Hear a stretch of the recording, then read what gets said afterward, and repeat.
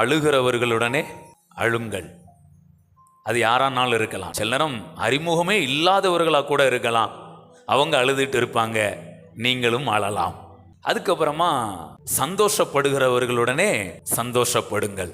இந்த ட்ராக்ல போனோம்னா அழுதுட்டு இருப்பாங்க. இப்போ நீங்க அழுகிறவங்கள பார்த்தீங்கன்னா என்ன பண்ணுங்க, அவங்க கூட சேர்ந்து அழுங்க. சந்தோஷப்படுறவங்கள பார்த்தீங்கன்னா நீங்க என்ன பண்ணுங்க, சந்தோஷப்படுங்க அப்படின்னு சூழ்நிலையை வச்சு சொல்லிட்டு நமக்கு ஆலோசனை சொல்றாரு.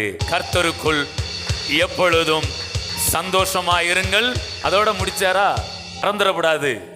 சந்தோஷமா இருங்கள் என்று மறுபடியும் உங்களுக்கு